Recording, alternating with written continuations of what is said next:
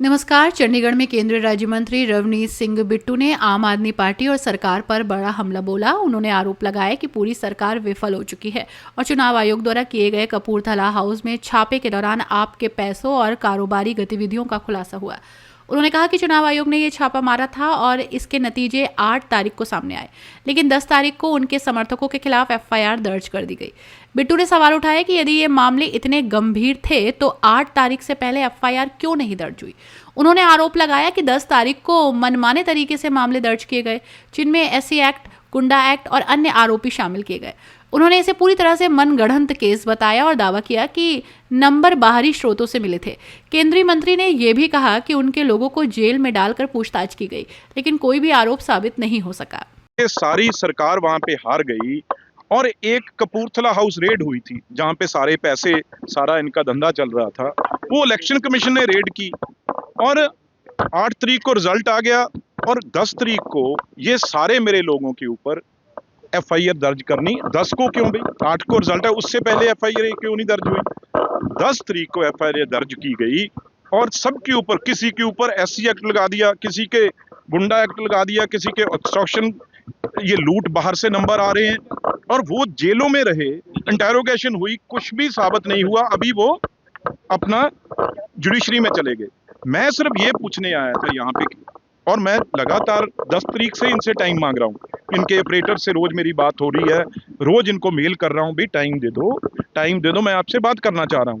लेकिन आज भी मैं सुबह से लगा हुआ था। चलो, यही वो सीएम है जो कहता था भी आम आदमी खुले दरवाजे हैं, कोई भी आके मिलो।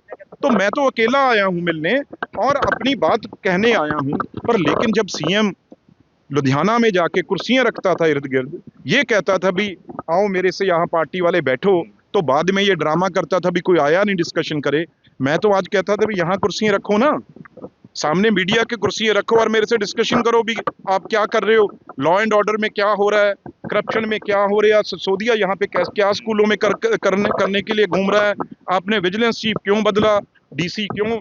क्योंकि सब लोग से लिप्त हैं इस चीजों में। ये तो एक डीसी है जिसने पैसे नहीं दिए, चलो वो बात छोड़ो, पर बात असली है भी आज कमजोर सीएम जो पंजाब के लोगों से बात नहीं कर सकता। मैं तो यही कहता हूं भी यहाँ एक आदमी भी देखा कोई मिलने आया हो सीएम को, एक आदमी भी कोई दिखा दो।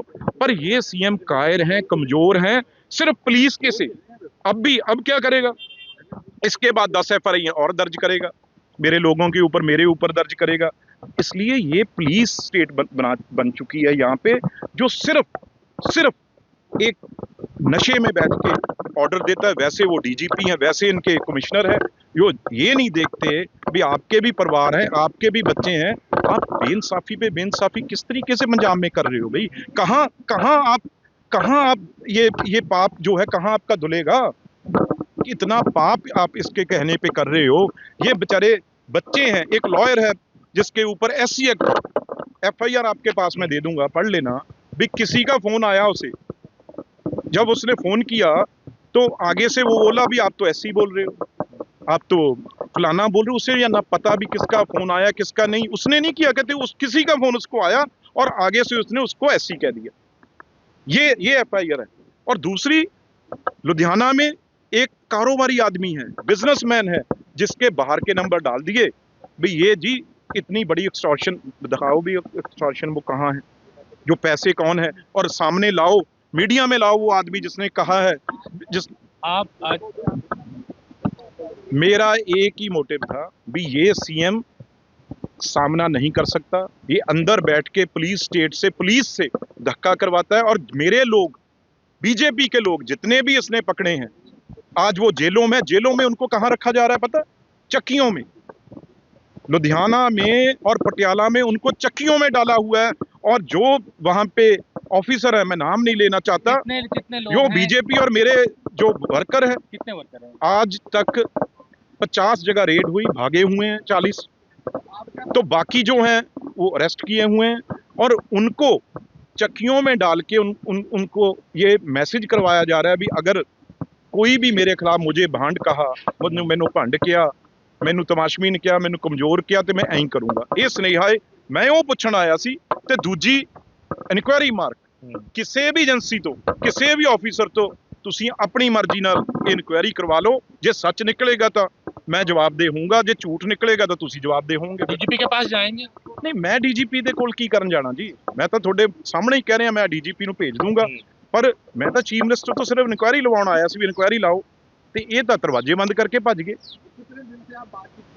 लगातार 10 तरीक से मैं टेलीफोन कर रहा हूँ, ईमेल कर रहा हूँ, लगातार 10 तरीक तो कोई जवाब नहीं, कोई जवाब नहीं। ਜਿਹੜਾ ਬੰਦਾ, ਯਾਰ ਮੈਂ ਤਾਂ ਸਿਰਫ ਤੁਹਾਨੂੰ ਇਹ ਦਿਖਾਉਣਾ ਸੀ ਵੀ ਇਹ ਕਮਜ਼ੋਰ ਬੰਦਾ ਏ, ਇਹ ਸਿਰਫ ਸ਼ਰਾਬੀ ਨਸ਼ਾ 'ਚ सिर्फ हुक्म कर सकता है। अब पूरा मामला न्यायपालिका के समक्ष है और उन्हें उम्मीद है कि न्याय की जीत होगी। बिट्टू के इस बयान से राजनीतिक हलचल तेज हो गई है और अब ये देखना दिलचस्प होगा कि सरकार या आप की ओर से क्या प्रतिक्रिया आती है।